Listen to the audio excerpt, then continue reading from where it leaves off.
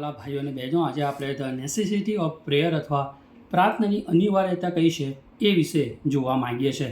જેમ મિત્રો શારીરિક જીવન માટે શ્વાસ અને હૃદય જરૂરી છે, તેમ પ્રાર્થના એ ખ્રિસ્તી જીવન માટે શ્વાસ અને હૃદયનું કામ કરે છે. બે સમાન છે. મિત્રો 5 બાબત હું મૂકવા તમારી આગળ માગું છું કે અનિવાર્યતા શા માટે છે. રેફરન્સ બોલીશ, તમે પોતે પણ એનો અભ્યાસ કરી શકો. ગીતશાસ્ત્ર 42:1-2, 63, 1-5 કલમમાં કહે છે, પ્રાર્થના મારફતે આપણે ઈશ્વર સાથે આપણી સંગતને સુદૃઢ કરી શકીએ છીએ. બીજું, 1 Peter 5 અને 7મું વચન, પ્રાર્થના મારફતે આપણે આપણી સમસ્યાઓનો ઉકેલ મેળવી શકીએ છીએ. યોહાન 16:24 કહે છે, પ્રાર્થના મારફતે આપણો આનંદને આપણે સંપૂર્ણ થતો જોઈ શકીએ છીએ.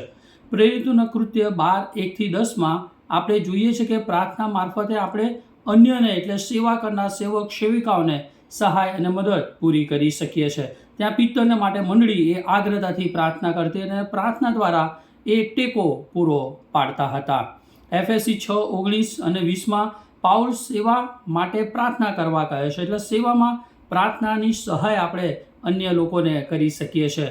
5મું અને છેલ્લું, શા માટે પ્રાર્થના કરવી જરૂરી બને છે અથવા એની અનિવાર્યતા કહી તો પ્રાર્થના મારફતે આપણે ઈશ્વર તરફથી એ સામર્થ્યને મેળવી શકીએ છીએ. પ્રેરિતોનું કૃત્ય 4:31માં જ્યારે પ્રાર્થના કરી ત્યારે કે મકાન હાલ્યું અને ઈશ્વરની વાત હિંમતથી એ લોકો બોલવા લાગ્યા. માટે પ્રાર્થના મારફતે આપણે ઈશ્વરના સામર્થ્યને મેળવી શકીએ છીએ અને આપણે પ્રભુની વાત બીજાઓને સરળતાથી કહી શકીએ છીએ. પ્રેરિતોનું કૃત્ય 4:33માં કહે છે, પ્રેરિતોએ મહાપરાક્રમથી પ્રભુ ઈસુના પુનરુત્થાનની સાક્ષી પૂરી. પ્રેરિતોના કૃત્ય 6:8, સ્ટેફન કૃપાથી અને સામર્થ્યથી ભરપૂર થયા. પ્રેરિતોનું કૃત્ય 9:22, સાઉલમાં વિશેષ બળ આવતું ગયું. માટે પ્રાર્થના કરવી બહુ જરૂરનું છે, કારણ કે પ્રાર્થના મારફતે આપણે ઈશ્વર સાથેની સંગતને સુદૃઢ કરી શકીએ છીએ. આપણે આનંદ સંપૂર્ણ થાય છે. આપણે પ્રાર્થના દ્વારા અન્યને મદદ કરીને સેવામાં સહભાગી બની શકીએ છીએ.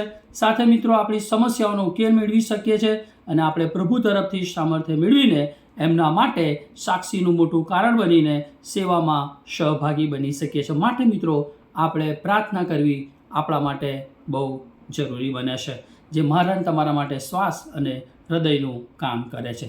પ્રભુ આ વચન સમજવાને આપ સર્વને સહાયને મદદ કરો. આમેન.